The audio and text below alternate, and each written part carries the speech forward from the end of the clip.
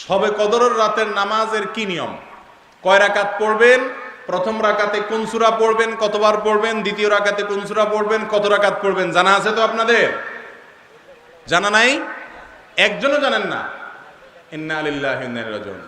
হাজার হাজার মানুষের বিশাল সমাবেশ, আপনারা একজনও শবে কদর নামাজের নিয়ম জানেন না?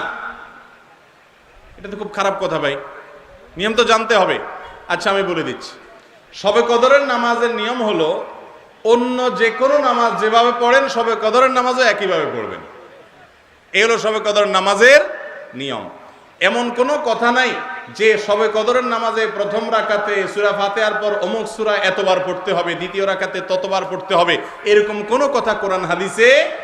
এগুলা মন গড়া বিভিন্ন সিস্টেম, বিভিন্ন পদ্ধতির কথা, বিভিন্ন আপনার বাজারে নামাজ শিক্ষার বই নামে অনেক বই আছে, সব বই না, কিছু কিছু বই আছে, এইসব বইতে শবে কদরের নামাজ এত রাকাত, প্রথম রাকাতের এই নিয়ম, দ্বিতীয় রাকাতের ওই নিয়ম, এরকম বিভিন্ন কথা বলা আছে। এগুলো সব ভিত্তিহীন, মন গড়া, এগুলো কোরআন হাদিসে নাই। কোরআন হাদিসে লাইলাতুল কদরে অন্য রাতের মতো আপনি নামাজ পড়বেন, একটু লম্বা সময় নিয়ে পড়বেন।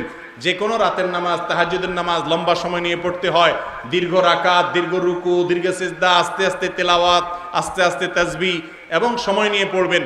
দুই রাকাত করে পড়বেন, যে কোনো সূরা দিয়ে পড়তে পারেন।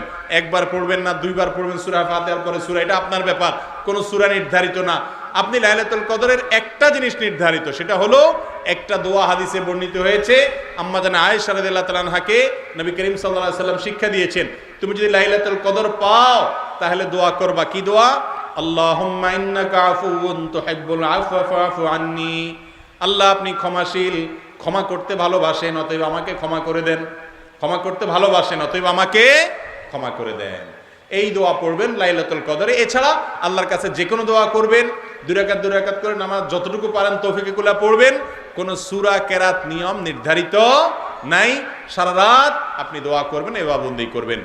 আর এই শবে কদর পাওয়ার জন্য, শবে কদরের ইবাদতের আশায় রমজানের শেষ রাতে, শেষ 10 রাতের সবগুলোতে, বিশেষ করে বেজড়গুলোতে বেশি বেশি করে করবেন। শুধু 27 তারিখকেই করবেন, অন্যগুলোতে ঘুমাবেন। এটা সুন্নাহ সম্মত লাইলাতুল কদরের তালাশ নয়।